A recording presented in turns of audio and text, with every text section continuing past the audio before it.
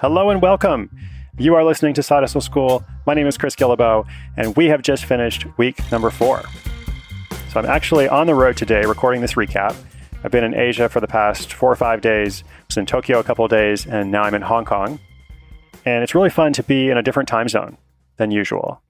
So I travel a lot. I've been traveling for more than a decade, but this is the first time since the show's been out that I've been overseas. So it's been interesting to be on a different time zone because the show goes out every morning at 6:01 a.m. Eastern Time. And normally, I live on the West Coast in Portland, Oregon, so that's 3 a.m. Pacific Time. Now, I actually get up, not every day, but just about every day. I usually kind of wake up in the middle of the night just to make sure everything's okay with a new episode. And then I go back to bed, get up a couple hours later for real. But here, I can actually kind of watch the show come online live, which is my evening time. And then I go to bed and I wake up, 6 or 7 hours later with all the different notes and feedback and questions about today's episode. So it's kind of like the whole schedule is flipped for me. And I know that people are listening from all over the world, so your schedule may be totally opposite. The point is, for me, it's just interesting to see how people are engaging, how people are listening and experiencing the show. And speaking of that, a few people have asked how far out I'm working with the show. Because obviously it's going to be a year long, 365 episodes. But of course, we haven't completed all 365 episodes. My goal is to work about 2 weeks out, about 10 to 14 days with everything produced, everything written, recorded, produced. That's because I don't want to be stressed out about tomorrow's episode or the next day's episode. I want to make sure that we've really invested the time to put together a quality show for you. But I also don't want to work too far out because this is an organic process. This is not meant to just be kind of one-way communication of me speaking to you. It's intended to become a living, evolving community project. And I can already see that the show is evolving and improving based on response from listeners, which is fantastic. That's my goal. So for example, last week we did the first listener questions during this recap. We got some really good feedback about it and also a lot of questions that started coming in. If you have a question, you can just leave it on the website, sidehustleschool.com. And by the way, thanks so much for telling people about the show. The show continues to grow, getting reports from all over the world, which is fantastic. And really telling people about it is the number one thing you can do to support it if you believe in the message, if you believe it's helpful, and you think it can help other people as well. So coming up today, a recap of the week, focusing on a few specific lessons that I want to go into in more detail, and then a fun preview of what's to come next week. And you'll hear about all those things right after this. So what happened this week on the show? Well, episode 22, we began with the story of a 17-year-old high school student who made $7,000 from a holiday pop-up shop. And this is a story of hard work, of preparation, of being willing to experiment, but there was also a certain element of good fortune. And you can see this in a lot of the stories. I think it's totally possible to look at any particular success story in life and say, okay, maybe they worked hard, but there was also this element of luck or good fortune or favor that occurred. And I think that's okay.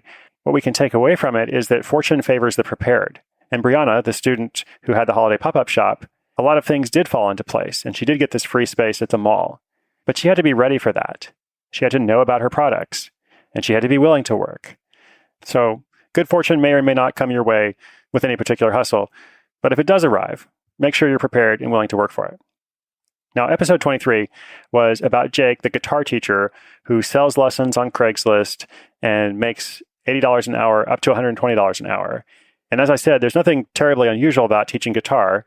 He's just been really successful at it. And he's been able to raise his rates, eventually quit his job. Now he works part-time, makes $5,000 a month. So this is essentially a story in messaging and in iteration. These are two topics that we'll look at more in future episodes. But messaging is about the copywriting that he did. He created what he called the most awesome guitar lessons in the universe.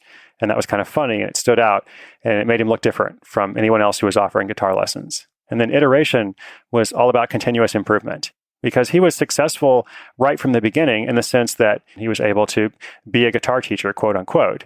But he continued to refine that process. And by doing so, he was able to raise his rates. And this is one of the best things about building a hustle. Once you see a little bit of success, an initial success, there's usually so much you can do to improve it. And at that point, it's usually much easier to improve it than it is to start something totally new. So we'll look at that in lots of future episodes. Episode 24 was the honeymoon in Nepal that became the fashion accessories business. Now, the way I told this story, I actually focused on the art of storytelling. And I tried to highlight the importance of not just giving people facts and features, but really and truly looking at the why behind what you do. And when you can present an interesting why, if there's a real reason, if there's a core motivation, if there's some history behind why you're pursuing this particular hustle, it just makes so many things so much easier. And in this story, they were selling cashmere scarves that they imported from Nepal to Canada. And the way the hustle got off the ground was they received this big media feature in their local newspaper.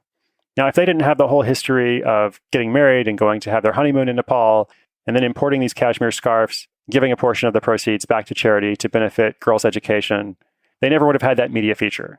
And even though it was a good product, not nearly as many people would have cared. Right after that, episode 25 was about how Pottery Barn commissioned art from an independent photographer, as well as a couple of other things that that photographer did to create a hustle that replaced a third of her total income. We have more artist stories coming up, including someone who's been very successful and made more than $90,000 as a painter without selling to galleries. Right after that was a story of Tim, another student, a college student in this case, who created a series of resume templates or CV templates, and he went through several iterations of his process. Kind of where he's landed recently is that he's moved on to other projects, but he's found a way to keep selling his resume templates. And they're bringing in something like $460 a month in passive income. Now, you might not be able to live off $460 a month, but if you're not doing anything for it and it just shows up on your bank account every month, I think that's pretty great. Now, Tim is selling these templates on a platform called Creative Market. I've mentioned platforms like Etsy and Fiverr before. Creative Market is another platform that allows you to reach a lot of people without having much profile or a lot of followers yourself. There's actually a story next week, I believe, about a guy who starts a hustle using Etsy and is now transitioning that to his own website. And if he'd started just with his own website, he wouldn't have had an audience. So that platform, Etsy in that case, was actually critical to him beginning the hustle. And Creative Market was critical for Tim as he moves on to other projects, continuing to make money from this thing he started years ago. Speaking of the importance of storytelling and having an origin story, episode 27 was all about the stressed mommy who starts a private label wine business. Now, this is a story with a name that tells you what it's about right away. I'm sure that Heather has a lot more backstory. We could talk all about how she ended up in the place she was right before she started the hustle, but you almost don't even need to hear it because you hear the name Stressed Mommy, you immediately get it, you understand. And so it's very relatable to new mothers or to anyone who's been a new mother, anyone who's looking for a gift for a new mother. And this is also a great brand name because it perfectly lends itself to expansion. Because obviously, if you're a stressed parent, you can benefit from more than one thing. So that's why she's going from wine to spa products. And we'll see what happens next.